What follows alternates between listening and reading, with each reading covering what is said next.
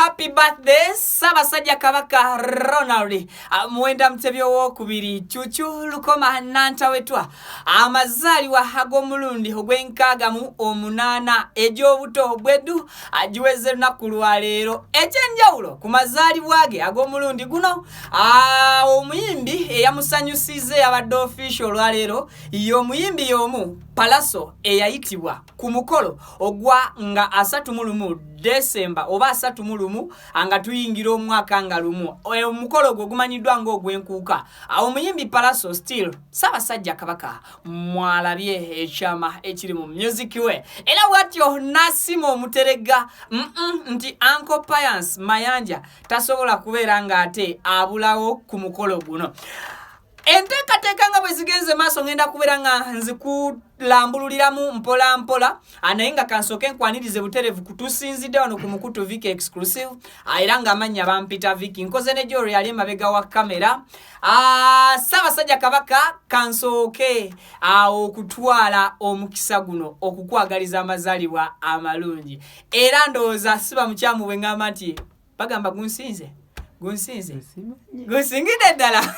ayibene awangala era mukama ayongera okubeera ng'ate akuwangaza lubeerera n'abalabe bo ab'omunda n'ab'ebweru ayongera okubagonza emitima kaakati Ssaabasajja Kabaka olunaku olwaleero mu Lubiri Emmengo omukolo we gugenze maaso n'okubeera ng'ate gujaguzibwa oba gukola ekigambo anti kati nyingidde Luganda buli kyenjagala ku Ssaabasajja mpulira nga essanyu limbugana njagala nkyogere mu Lugandu ddala emikolo we bagijaguliza temunkwate ensobi nga ndi mu maaso g'omuterega mujagulizaako ekyenjawulo ku mazaalibwa ga Ssaabasajja Kabaka ga mulundi oba awezezza emyaka 68 egy'obuto ku Ssaabasajja Kabaka bwetutyo bwe tugamba Kabaka takula adda buzzi buto so awezezza emyaka 68 egy'obuto era nga ku mulundi guno keke ebadde nsufu nnyo nga ne bw'ogirabisa obulabisa amaaso awo sigala ogamba nti weewaawo Ssaabasajja Kabaka wangaala omuyimbi Pallaso ye omu ku bayimbi oba ye omuyimbi officially Ssaabasajja Kabaka agwe yasiimye ajje mu Lubiri Emmengo amuyimbire era Pallaso aweereddwa omukisa gwa kuyimba ennyimba 3 era nga mu zino kwe kubadde oluyimba lwa happy birthday lwasoose okuyimbira mu maaso g'omuterega akayimba ako kyemmanyi mukamanyi kagamba happy birthday to you Happy birthday to you. Make a wish, make a wish, make a wish, make a wish. Suwe kagenda. So, Ssaabasajja Kabaka bwatyo nayongera okuwuliriza ennyimba za Pallaso oba Piance Mayanja endala 2 mu bufunze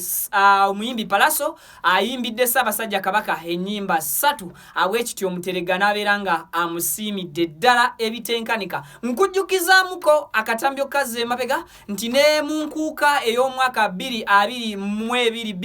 2023 Ssaabasajja Kabaka still yasiima omuyimbi Pallaso oba Piance Mayanja okubeera nga ajja ku nkuuka amusanyuseemu era ye muyimbi omusajja eyayitibwa officially okujja okusanyusa n'okubugiriza omutanda ku mukolo ogwo ogumanyiddwa nga ogw'enkuuka Owekitiibwa Charles Peter Mayiga Katikkiro abaddewo nnyo nnyini ddala okubeera ng'ayaniriza omutanda ate ku kabaga kano oba ku mukolo guno ogw'okukuza amazaalibwa ge ag'omulundi ogw'enkaaga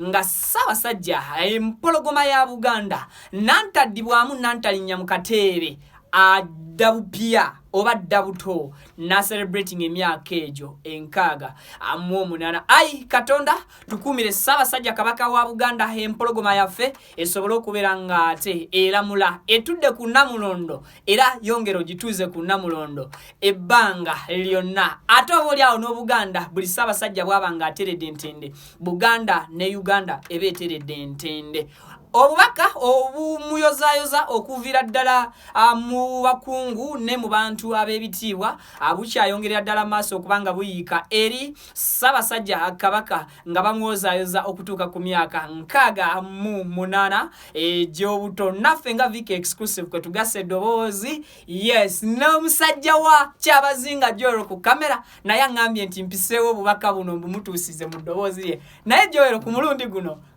eddoboozi lyo lyetuusize eri omutanda. Mbwe kireka wa David Lutalo. Gwe nga Joel ku kamera. Wetuusize eddoboozi lyo eri Ssaabasajja Kabaka. Ssaabasajja Kabaka tumwagaliza amazaalibwa amalungi, obulamu obulungi. Mu mwaka guno omupya gwatandise, nze mmanyi ntera nnyo ogamba nti Happy New Year ku muntu yenna abawezezza omwaka mu bulamu. Wekituuka ku Ssaabasajja. Omwaka gwe guba gwakatandika butandisi kati Ssaabasajja omwaka omujja tebakyogera. Omwaka omujja omulungi era tusaba Katonda akutukuumire. Mu Lusoga. Katonda akukuume. Ssaabasajja Kabaka wangaala.